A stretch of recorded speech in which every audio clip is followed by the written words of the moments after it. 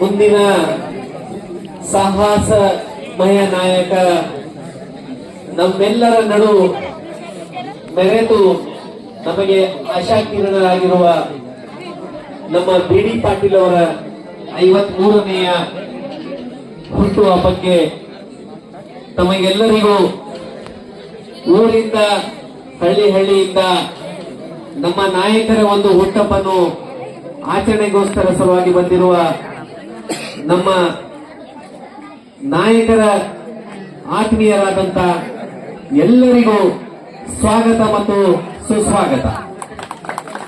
ಅದರಂತೆ ಇವತ್ತು ವಿಶೇಷವಾಗಿ ಪ್ರತಿ ವರ್ಷದಂತೆ ಈ ವರ್ಷ ನಮ್ಮ ಬಡವರ ಬಂಧು ದೀನದಲಿತರ ನಾಯಕ ಬಿ.ಡಿ. ಪಾಟೀಲ್ ಅವರ 53ನೇ ಹುಟ್ಟುಹಬ್ಬದ ಎಲ್ಲರಿಗೂ ಮತ್ತೊಮ್ಮೆ ಶುಭಾಶಯಗಳನ್ನು ಕೋರುತ್ತಾ ಆ ದೇವರು ಅವರಿಗೆ ಆಯುಷ್ಯ ಆರೋಗ್ಯ ಸಂಪತ್ತು ಕೊಟ್ಟು ನಮ್ಮ ಬಡ ಜನರ ಸೇವೆ ಮಾಡಲಿಕ್ಕೆ ಆ ದೇವರು ಆಶೀರ್ವಾದ ಮಾಡಲಿ ಅಂತ ಹೇಳಿ ಆ ದೇವರ ಹತ್ರ ನಾನು ಬೇಡ್ಕೊತಾ ಇದ್ದೀನಿ. ಇವತ್ತು ನಾವು 53ನೇ ಹುಟ್ಟುಹಬ್ಬವನ್ನು ಆಚರಿಸ್ತಾ ಇದ್ದೇವೆ. ಮುಂದೆ 3 ವರ್ಷ ಆದ್ಮ್ಯಾಗ 57ನೇ ಹುಟ್ಟುಹಬ್ಬ ಶಾಸಕನಾಗಿ ನಾವೆಲ್ಲರೂ ಆಚರಣೆ. ಯಾಕಂದ್ರೆ ಬಂಧುಗಳೇ, ಬಹುದಿನಗಳ ಕನಸು ಹುಟ್ಟು ಹೋರಾಟಗಾರ ದೀನದಲಿತರ ನಾಯಕ ಬಡವರ ಬಂದು ನಮ್ಮೆಲ್ಲರ ಕಣ್ಣವರಿಸುವ ಆಶಾ ಕಿರಣ ಬಿ.ಡಿ. ಪಾಟೀಲ್ ಅವರು ನಮ್ಮೆಲ್ಲರ ಆಸೆ ಇದೆ. ಒಂದು ಸಲ ಅವರಿಗೆ ನಾವು ಶಾಸಕರಾಗಿ ನೋಡ್ಬೇಕಂತೇಳಿ. ಯಾಕಂದ್ರೆ ನನಗೆ ಸುಮಾರು 15-20 ವರ್ಷಗಟ್ಟಲೆ ಪರಿಚಯ ಇದೆ. ಅವ್ರದ್ದು 16-17 ವರ್ಷದ ಪರಿಚಯ ಇದೆ. ಅವರ ನಾಡಿ ಮಿಡಿತ, ಅವರ ಇರುವಂತಹ ಸಿದ್ಧಾಂತ ಬಹಳ ಹತ್ತಿರದಿಂದ ಬಂದಂತ ವ್ಯಕ್ತಿ ಇದ್ದೀನಿ ನಾನು ಇಷ್ಟೇ ಹೇಳ್ತೀನಿ. ಇವತ್ತು ನಮಗೆ ಜನರು ಸೋಚಿಲ್ಲ, ಆದ್ರೆ ನಮ್ಮ ಹತ್ರ ಇರುವಂತಹ ಕುತಂತ್ರದಿಂದ ನಾವು ಸೋತಿದ್ದೇವೆ ವಿನಃ ನಮ್ಮ ಜನರು ಸೋಚಿಲ್ಲ ಅಂತೇಳಿ ನನಗದು ಆಶಾ ಕಿರಣ ಐತಿ. ಯಾಕಂತ ಹೇಳ್ತೀನಿ, ಇವತ್ತು ತಂದೆ ತಾಯಿಗಳ ಆಶೀರ್ವಾದ, ಆ ತಾಯಿಯಂದರ ಆಶೀರ್ವಾದದಿಂದ ನಾವು ನಮ್ಮ ಮನಸ್ಸನ್ನು ಗೆಲ್ಲಿದೆವು. ಆದ್ರೆ ರಾಜಕೀಯವಾಗಿ ನಾವು ಸೋತಿರ್ಬೇಕು. ಆದ್ರೆ ಜನರ ಮನಸ್ಸು ಗೆದ್ದರು ಆ ಬಿ.ಡಿ. ಪಾಟೀಲ್ ಅವರು ಗೆದ್ದಿದ್ದಾರೆ.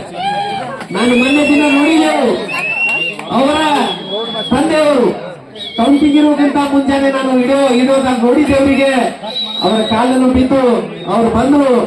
ಆದ್ರೆ ದೇವರು ಅಲ್ಪ ಮತಗಳಿಂದ ಸೋತಿರ್ಬೇಕು. ಇವತ್ತು ಅವರ ತಂದೆಯವರು ಸ್ವರ್ಗವಾಸಿ ಆಗಿದ್ದಾರೆ. ಆ ದಿವಸ ಇದ್ದಂತ ಜನ ನೋಡಿದ್ರಂದ್ರೆ ಬಿ.ಡಿ. ಪಾಟೀಲ್ ಹಣೆ ಬರದಲ್ಲಿ ಒಂದು ದಿವಸವೇ ಶಾಸಕ ಬರ್ತಾರಂತೆ ನಾನು ತಿಳ್ಕೊಂಡ್ಬಿಟ್ಟಿದ್ದೆ ಅದೇ ದಿವಸ.